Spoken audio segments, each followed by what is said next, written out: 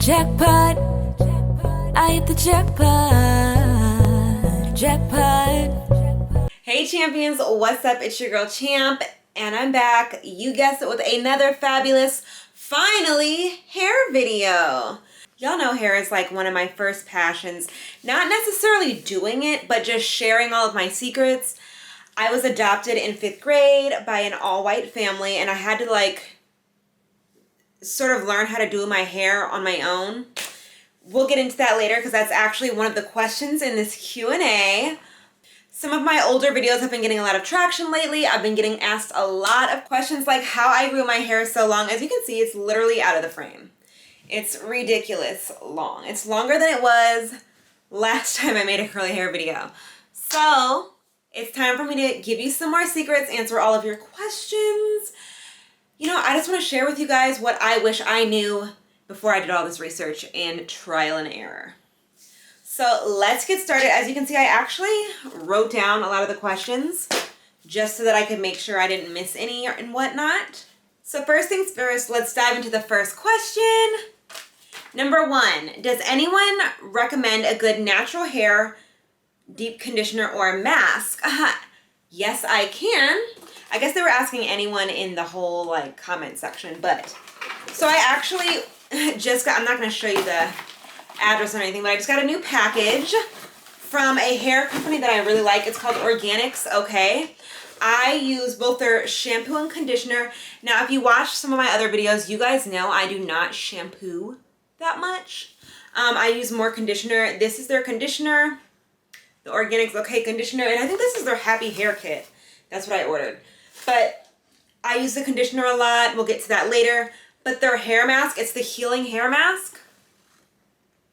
When it comes to choosing a deep conditioner or a hair mask, always choose something for moisture, because no matter what type of hair you have, hunty, you need moisture. So that will help you no matter what. One more time for Organics Okay. They've got the good shampoo, and y'all know I don't shampoo a lot, so if I use a shampoo, which is only when needed, it's got to be a good one. Conditioner. They also have scalp growth serum, which I use all the time. But we shall get to that later. So yes, the answer to the question is I use the Organics Okay healing mask. There's some other masks that I use, but this is one of my favorites. Question number 2. How long did it take for you to grow your hair that length?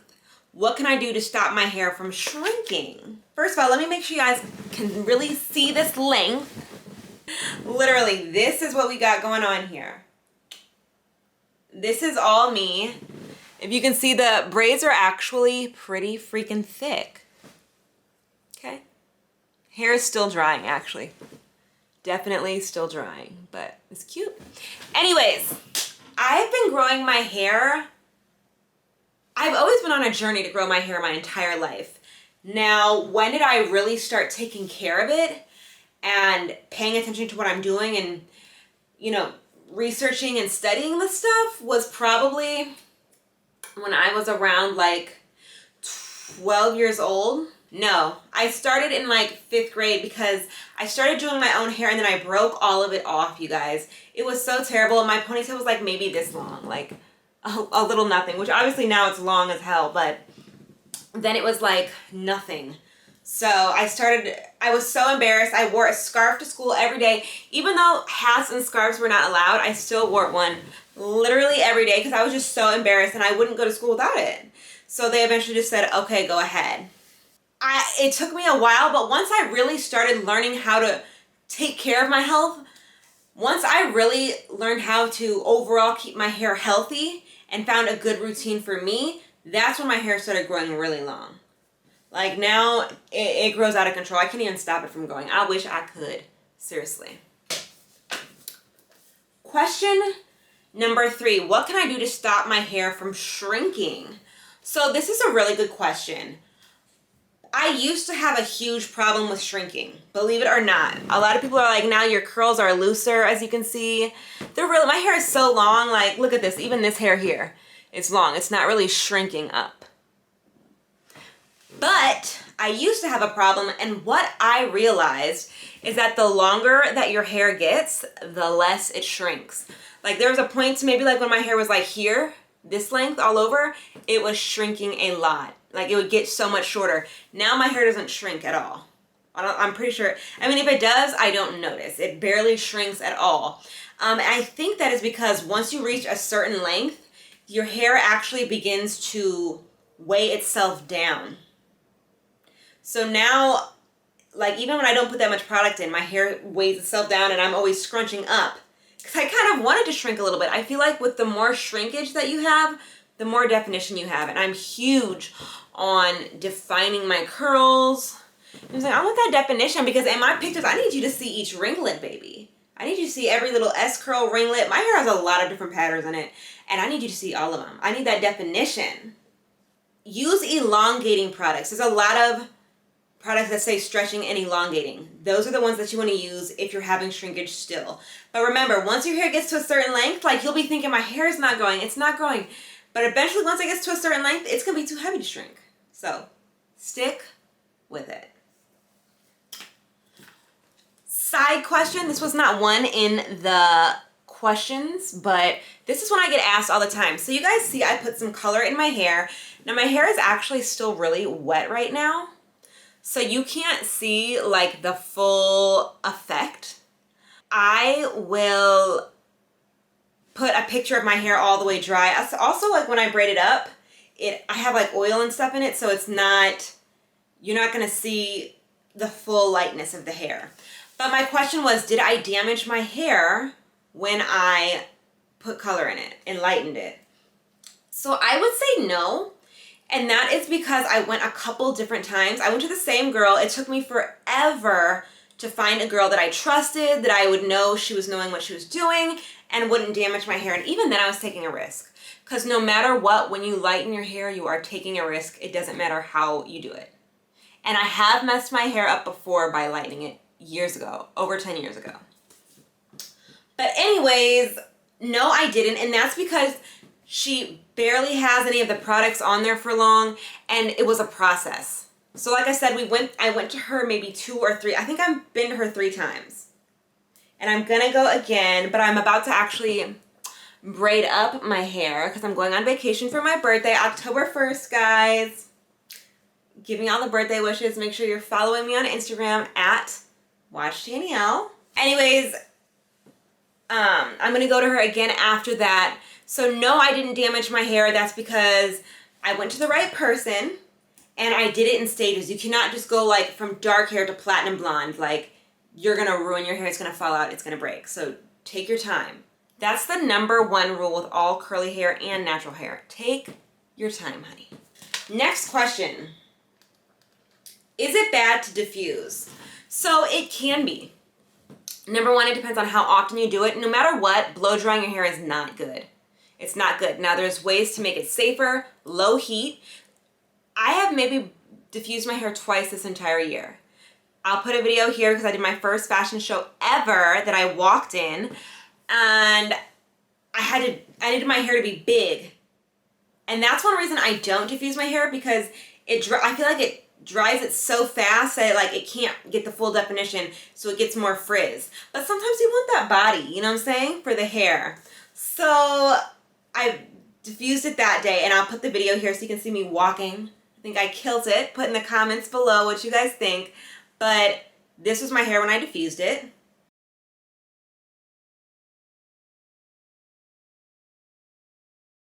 Looks pretty good.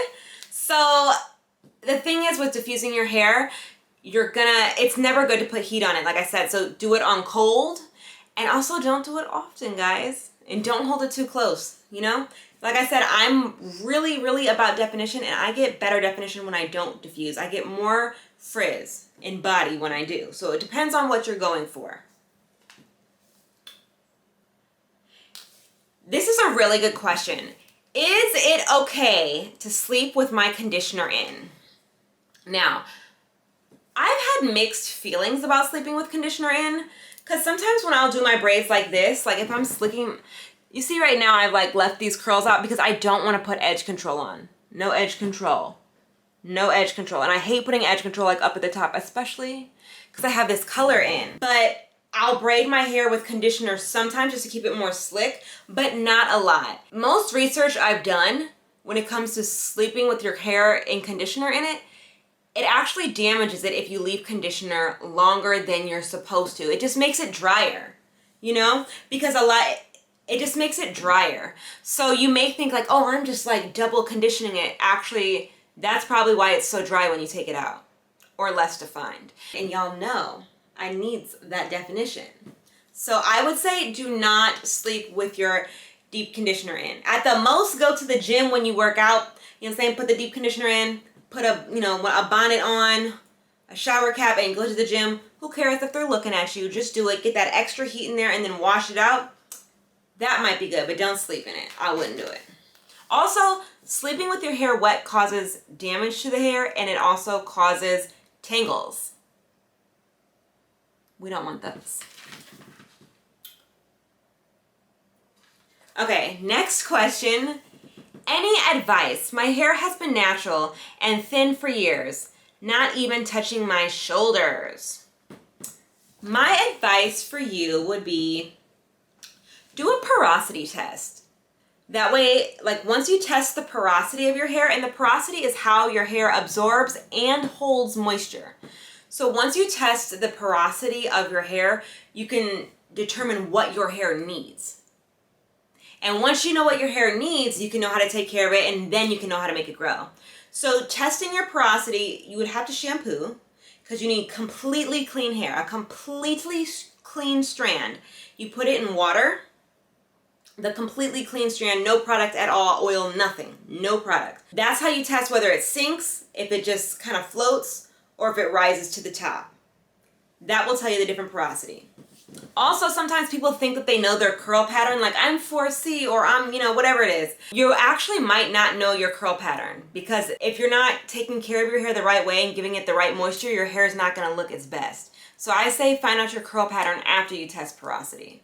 Also, your porosity of your hair can change depending on, how well you're taking care of it. So like my hair porosity used to be one way, and then I started doing the lock method, leave-in, oil, cream, in that order, and that's how you lock the moisture in.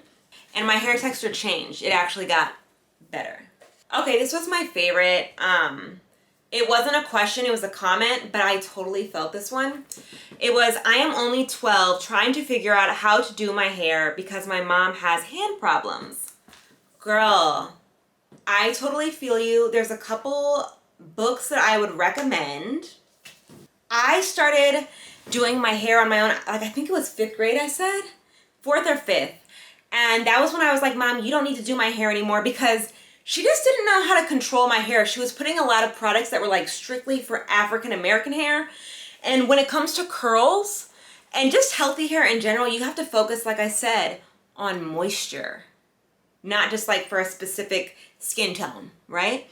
So, or, ethnicity. Focus on moisture. So what I did was I started doing my own hair. I broke all of it off, hunty, so bad. Like I said, I told this part of this story earlier.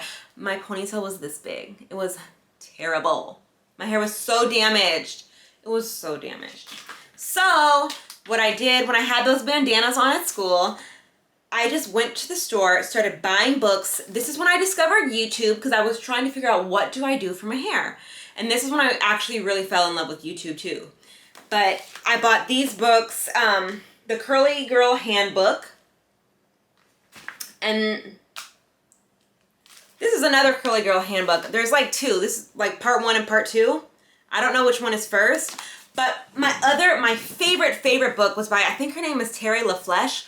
That was my curl-spiration, okay? Her hair was as long as mine, beautiful, beautiful curls. That book really, really helped me.